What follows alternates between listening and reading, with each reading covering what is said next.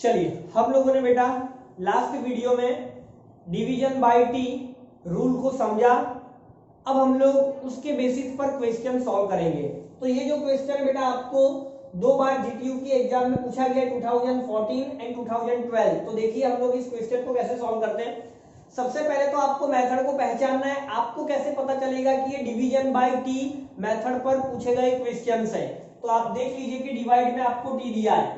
तो मैंने आप लोगों को क्या सिखाया था बेटा, अगर डिवाइड में टी है तो आप क्या करेंगे, ये जो टी है उसे हटा देना है, इंटीग्रेशन एस टू इंफिनिटी करना है और जो न्यूमरेटर में है उसका लाप्लास ट्रांसफॉर्म। तो sin 2t का लाप्लास ट्रांसफॉर्म क्या होता है बेटा, a upon s square plus a square मतलब 2 अपॉन एस स्क्वायर प्लस 2 का स्क्वायर हो गया बेटा 4 ds। आपको यही सॉल्व करना है, सिंपल।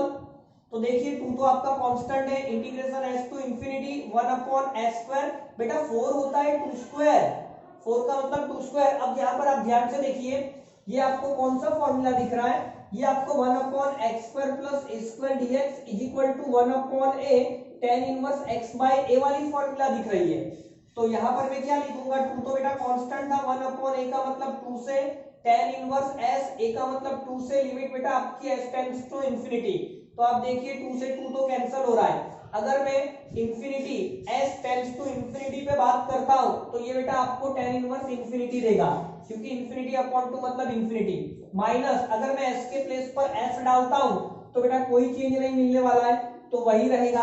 अब आप जानते हो कि tan inverse infinity pi by 2 पर देता है, तो यही बेटा आपका आंसर होगा।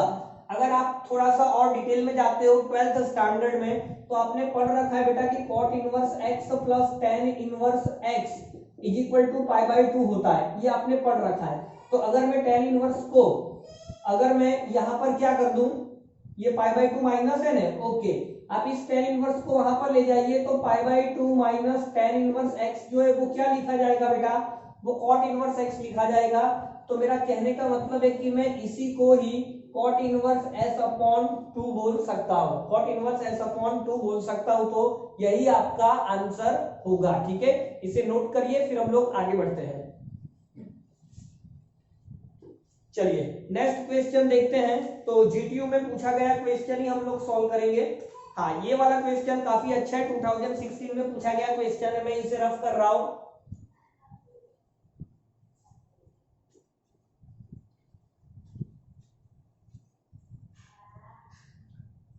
चलिए, तो find the Laplace transform of cos at minus cos bt divide by t।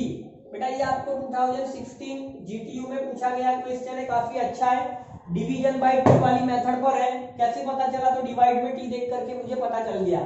तो क्या करेंगे आप, इंटीग्रेशन एस टू इंफिनिटी, और ये जो ऊपर वाला फंक्शन है उसी का आपको लाप्लास लेना है। तो cos का होता है बेटा s upon s square plus a square, यहाँ पर भी बेटा cos ही है तो s upon s square, but एक ही जगह पर b है, okay, with respect to s integration करना है।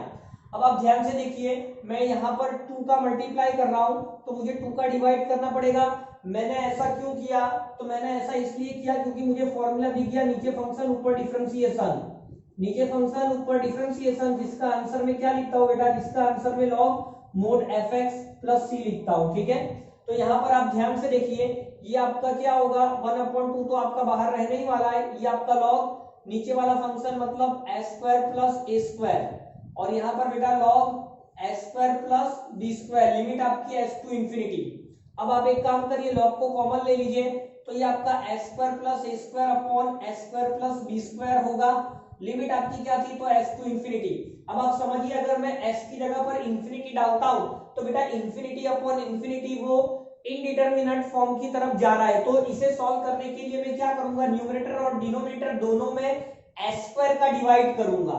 देखिए आप ध्यान से, तो ये आपका क्या होगा 1 plus a square by a square, और ये 1 plus b square by s square, limit क्या थी एस टू इंफिनिटी, ठीक है। चलिए, अब आप अगर इंफिनिटी डालते तो डिवाइड में तो 0 हो जाएगा, मतलब पूरा पार्ट 0 होगा, ये दोनों मतलब log 1 होगा, और आप अच्छे से जानते हो बेटा log 1 0 होता है। अब आपको बेटा s के प्लेस पर s ही रखना है, तो सेम ही मिलेगा, मतलब ऊपर वाला लिख दूं मैं डायरेक्ट, तो ये मुझे क्या मिलेगा log s square plus a square upon s square plus b square. अगर मैं माइनस हटाता हूं तो न्यूमरेटर और डिनोमिनेटर को आपस में इंटरचेंज करना पड़ेगा, तो ये आपका log s square plus b square upon s square plus a square होगा। तो बेटा यही आपका आंसर होगा। हम लोग आंसर क्रॉस चेक कर लेते क्या दिया है।